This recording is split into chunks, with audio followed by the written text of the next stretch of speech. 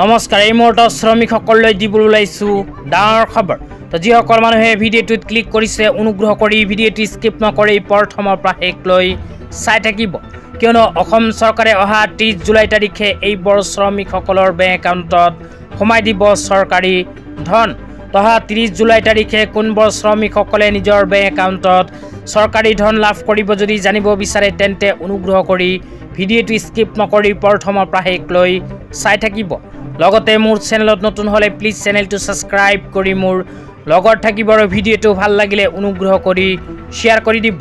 তো বলক ভিডিঅ'টো আৰম্ভ কৰি এই বিষয়ত আমি বিস্তাৰিত জানি লওক। তেতিয়া আপোনালোকক জনাই দিছোঁ অসম চৰকাৰে অহা 30 জুলাই তাৰিখে কোনবোৰ মানুহৰ বেংক একাউণ্টত চৰকাৰী ধন প্ৰদান কৰিব। তো শ্ৰমিকসকলে নিজৰ নিজৰ বেংক একাউণ্টত এইকেইখন আঁচনি টকা অহা 30 জুলাই তাৰিখে লাভ কৰিব। তো আপোনালোকক মোবাইল স্ক্ৰীনত দেখুৱাই আছোঁ অসম চৰকাৰৰ ফালৰ পৰা আগতীয়াকৈ এনেকৈ এখন আপডেট প্ৰদান কৰিছে। তো ইয়াতে কি লিখা আছে পঢ়ি বিতংভাৱে আপোনালোকক বুজাই দিছোঁ। ইয়াতে লিখা আছে অসমৰ চাহ শ্ৰমিক কৰ্মচাৰীৰ সুৰক্ষিত ভৱিষ্যত নিৰ্মাণৰ দিশত দৃঢ় পদক্ষেপ, 30 তাৰিখ পেঞ্চনৰ দিন।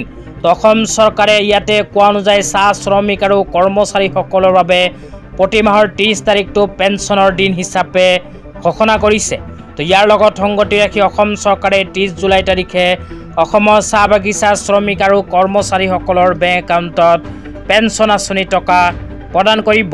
তো তাৰপিছত আৰু কি লিখা আছে আপোনালোকক জনাই দিছোঁ, অনুগ্ৰহ কৰি ভিডিঅ'টো স্কিপ নকৰি চাই থাকিব। তাৰপিছত লিখা আছে পেঞ্চন উপকৃত পেঞ্চনাৰ 60,283 গৰাকী, প্ৰতিমাহে আদায় দিয়া পেঞ্চনৰ ধন 33.87 কোটি টকা, পৰিয়াল পেঞ্চন আৰু সাধাৰণ পেঞ্চন আঁচনি টকা প্ৰদান কৰিব। তাৰপিছত কোৱা হৈছে প্ৰতি মাহৰ 30 তাৰিখে পেঞ্চনাৰ একাউণ্টলৈ প্ৰাপ্য ধন। তো ইয়াতে কোৱা অনুযায়ী অসম চৰকাৰে অহা 30 জুলাই তাৰিখে অসমৰ চাহ বাগিচাৰ কৰ্মী আৰু শ্ৰমিকসকলৰ বেংক একাউণ্টত প্ৰদান কৰিব পৰিয়াল পেঞ্চনৰ লগতে সাধাৰণ পেঞ্চন আঁচনিৰ টকা। তো আজি ইমানেই। ভিডিঅ'টো চাই কেনে পালে নিশ্চয় কমেণ্ট কৰি